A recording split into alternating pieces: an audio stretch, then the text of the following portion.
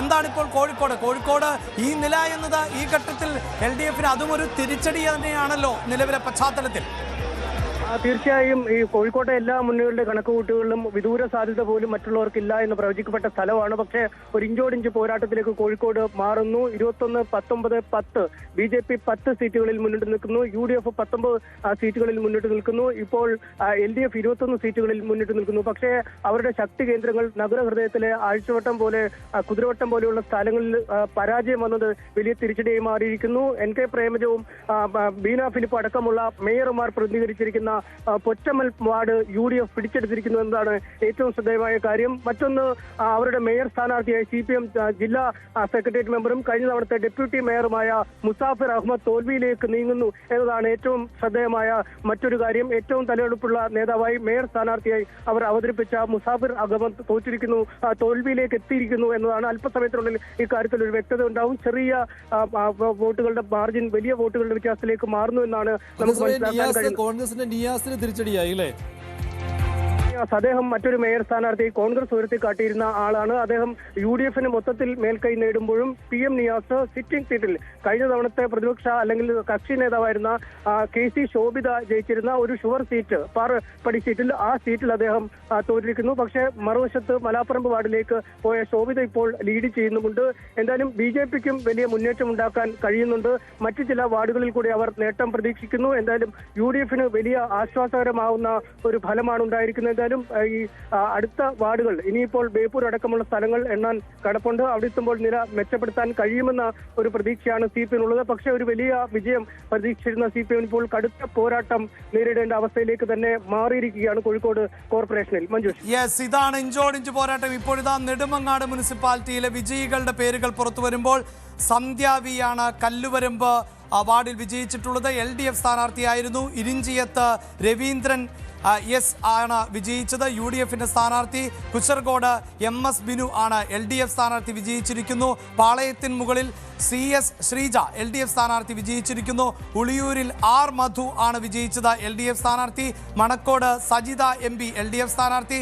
നെട്ടയത്ത് Chandrakumar S UDF സ്ഥാനാർത്ഥി. നഗരിക്കുന്ന് Sreekesh M LDF സ്ഥാനാർത്ഥി എന്നിങ്ങനെ വിജയിച്ചവരുടെ പേരുകൾ ആണ് ഇപ്പോൾ പുറത്തു വന്നുകൊണ്ടിരിക്കുന്നത്. എന്തായാലും NDA ഇപ്പോൾ വലിയ മുന്നേറ്റം നടത്തിക്കൊണ്ടിരിക്കുകയാണ് തിരുവനന്തപുരം കോർപ്പറേഷനിൽ എന്നതാണ്. അത് ഏറ്റവും വലിയ ഒറ്റക്കക്ഷി എന്ന നിലയിലേക്ക് NDA എത്തിപ്പെടും എന്ന ഒരു നിരീക്ഷണം നേരത്തെ തന്നെ തെരഞ്ഞെടുപ്പിന് ശേഷം അവർക്കുണ്ടായിരുന്നു. പക്ഷേ ഭരണം പിടിക്കുന്ന തരത്തിലേക്ക് അത് എത്തുമോ എന്ന സംശയവും പ്രകടിപ്പിച്ചിരുന്നു. ഇപ്പോൾ കോർപ്പറേഷനുകൾ കേരളത്തിലെ തെരഞ്ഞെടുപ്പിൽ തദ്ദേശ തെരഞ്ഞെടുപ്പുകളിൽ കോർപ്പറേഷനുകളാണ് ശ്രദ്ധാകേന്ദ്രങ്ങൾ എങ്കിൽ അതിലേറ്റവും ഹൈലൈറ്റ് എന്ന് പറയേണ്ടത് തിരുവനന്തപുരം തന്നെയാണ്.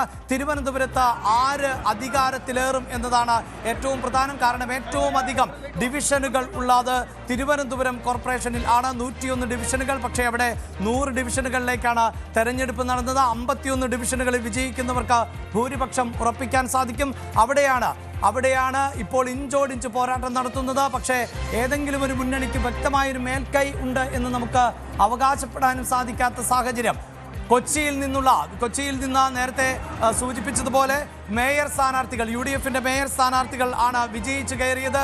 അവരുടെ പ്രതികരണമടക്കം നമുക്ക് ലഭ്യമായിക്കൊണ്ടിരിക്കുകയാണ്. തീർച്ചയായിട്ടും അനുകൂല ട്രെൻഡാണ്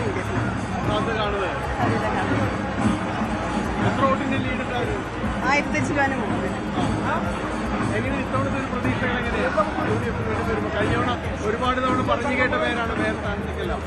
അതൊക്കെ ലീഡേഴ്സ് നേതാക്കളെ തീരുമാനിക്കും, പാർട്ടിയാണ്. എന്തായാലും UDFന് വലിയ വിജയ പ്രതീക്ഷയിലാണ് ഈ ഘട്ടത്തിൽ. പക്ഷേ എപ്പോൾ വേണമെങ്കിലും ലീഡുകൾ മാറിമറിയാം. ഓരോ സീറ്റുകളും വളരെ പ്രധാനപ്പെട്ടതാണ്. ഓരോ സീറ്റിലെ വിജയവും നിർണായകമാകുന്ന ഒരു തെരഞ്ഞെടുപ്പ് ഫലത്തിലേക്കാണ്.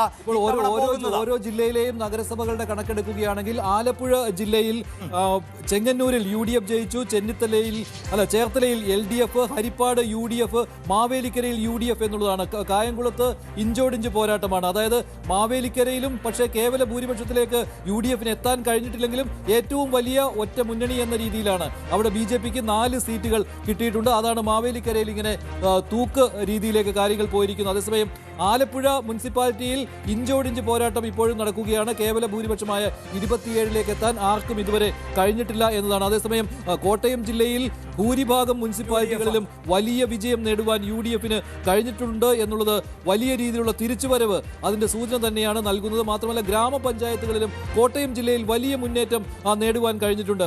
മുനിസിപ്പാലിറ്റികളിൽ കോട്ടയത്ത് ചങ്ങനാശ്ശേരിയിൽ UDF ആണ്, ഏറ്റുമാനൂരിലും കോട്ടയം മുനിസിപ്പാലിറ്റിയിലും വൈക്കത്തും UDFന്റെ മുന്നേറ്റമാണ്. പാലായിൽ UDF കേവല ഭൂരിപക്ഷത്തിലേക്ക് വരും. അതിന് കാരണം സ്വതന്ത്രരുടെ സാന്നിധ്യമാണ്.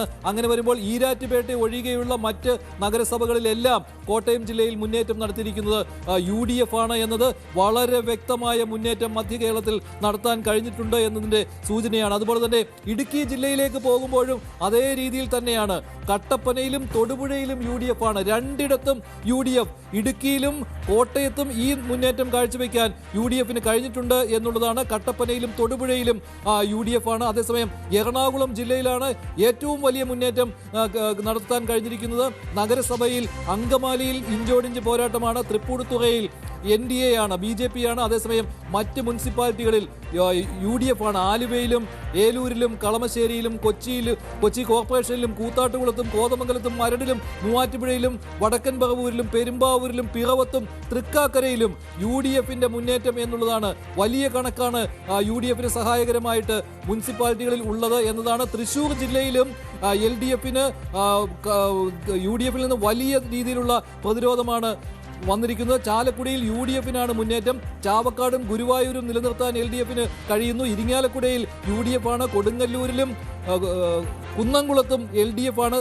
തൃശൂർ കോർപ്പറേഷനിൽ UDFന്റെ മുന്നേറ്റം. വടക്കാഞ്ചേരിയിൽ LDFന് മുന്നേറാൻ കഴിഞ്ഞിട്ടുണ്ട്. പക്ഷേ തൃശൂർ ജില്ലയിലും നഷ്ടം സംഭവിച്ചിരിക്കുന്നത് LDFനാണ്. അതായത് ഇത് UDFന്റെ തേരോട്ടം തന്നെ മുനിസിപ്പാലിറ്റികളിൽ മലപ്പുറത്ത് നോക്കേണ്ട കാര്യമില്ല. കോട്ടയിൽ ആകെ പൊന്നാനിയിൽ മാത്രമാണ് LDFന് ഒരു മേൽക്കൈ ഉള്ളത്. അവിടെ 10 സീറ്റിൽ LDFും 6 സീറ്റുകളിൽ UDFുമാണ്. ബാക്കി എല്ലായിടത്തും നിലമ്പൂരിൽ പോലും ഇപ്പോഴത്തെ ട്രെൻഡ് അനുസരിച്ച് മുൻതൂക്കമുള്ളത് UDFനാണ്. 16-2 എന്നുള്ളതാണ്. ആകെ മെജോറിറ്റിക്ക് വേണ്ടത് 19 സീറ്റുകളാണ്. അതിലേക്ക് എത്തിക്കഴിഞ്ഞിരിക്കുകയാണ് ഏകദേശം. കൊണ്ടോട്ടിയും കോട്ടക്കലും മലപ്പുറവും മഞ്ചേരിയും ഉൾപ്പെടെ ഇപ്പോൾ വലിയ മുന്നേറ്റമാണ് UDF നടത്തുന്നത്. നിലമ്പൂർ, പരപ്പനങ്ങാടി, പെരിന്തൽമണ്ണ കോർപ്പറേഷനിലേക്ക് മുനിസിപ്പാലിറ്റി പരിശോധിക്കുമ്പോൾ ഇങ്ങനെ വ്യക്തമായ മേൽക്കൈയാണ്. താനൂർ, തിരൂരങ്ങാടി, വളാഞ്ചേരി ഉൾപ്പെടെ വളരെ കൃത്യമായ മേൽക്കൈ. അവിടെ നേരത്തെ സൂചിപ്പിച്ചതുപോലെ പൊന്നാനിയിൽ മാത്രമാണ് ഇടതുപക്ഷത്തിന്. കോഴിക്കോട് പക്ഷേ LDFനാണ്. ഫറോക്കിലും കൊയിലാണ്ടിയിലും കോഴിക്കോട് കോർപ്പറേഷനിൽ ഇപ്പോൾ മുന്നേറാൻ കഴിയുന്നു. മുക്കത്തും വടകരയിലും LDFന്റെ മുന്നേറ്റമാണ്. അതേസമയം പയ്യോളിയും രാമനാട്ടുകരയും UDFനാണ്. കൊടുവള്ളിയിൽ അനുമോദാണ് വാർത്തയുടെ വിശദാംശങ്ങളുമായി ചേരുന്നത്. അനുമോദ്, ഏതാണ്ട് UDF തൂത്തുവാരുന്നു എന്ന് വേണം നമുക്ക് മുനിസിപ്പാലിറ്റികൾ പരിശോധിക്കുമ്പോൾ മനസ്സിലാക്കാൻ. ഒരേ ഒരു മുനിസിപ്പാലിറ്റിയിൽ മാത്രമാണ് ഇടതുപക്ഷത്തിന് മേൽക്കൈയുള്ളത്. അത് തന്നെ ആയിരിക്കില്ലേ അവസാന ട്രെൻഡിലും പ്രതിഫലിക്കുക? മലപ്പുറത്ത് UDFന്റെ തേരോട്ടം തന്നെയാണ്. മുനിസിപ്പാലിറ്റികളിൽ ഒരെണ്ണം പൊന്നാനി മാത്രമാണ് LDF ഇപ്പോഴും മുന്നേറാൻ കഴിയുന്നത്. മറ്റ് എല്ലാ മുനിസിപ്പാലിറ്റികളും 11 UDF ആണ്. അതിൽ ഏറ്റവും പ്രധാനപ്പെട്ട കാര്യം പെരിന്തൽമണ്ണ UDF പിടിച്ചെടുത്തു എന്നുള്ളതാണ്. UDF 30 വർഷങ്ങൾക്ക് ശേഷമാണ് പെരിന്തൽമണ്ണ ഭരണത്തിലേക്ക് എത്തുന്നത്. അതോടൊപ്പം തന്നെ കഴിഞ്ഞ തവണ നിലമ്പൂരിൽ LDF ആയിരുന്നെങ്കിൽ ഇത്തവണ നിലമ്പൂരിലും UDF ഭരണത്തിലേക്ക് തിരിച്ചെത്തുന്ന സാഹചര്യമാണ് കാണുന്നത്. തിരൂരിൽ വലിയ പ്രതീക്ഷയുണ്ടായിരുന്നു. പക്ഷെ തിരൂരിൽ UDFന്റെ തേരോട്ടമാണ് കണ്ടത്. നഗരസഭകളിലൊക്കെ UDFന്റെ വലിയ രീതിയിലുള്ള മുന്നേറ്റമാണ് മലപ്പുറം ജില്ലയിൽ കാണുന്നത്. പൊന്നാനി മാത്രമാണ് ഇടതുപക്ഷത്തിന്റെ പ്രതീക്ഷ നിലനിർത്തി ഇപ്പോഴും മുന്നോട്ട് പോകുന്നത്. വയനാട്ടിലേക്ക് എത്തുമ്പോൾ അവിടെ കൽപ്പറ്റയിൽ ഇടതുപക്ഷത്തിന്റെ മുന്നേറ്റം ആണ് നടക്കുന്നത്.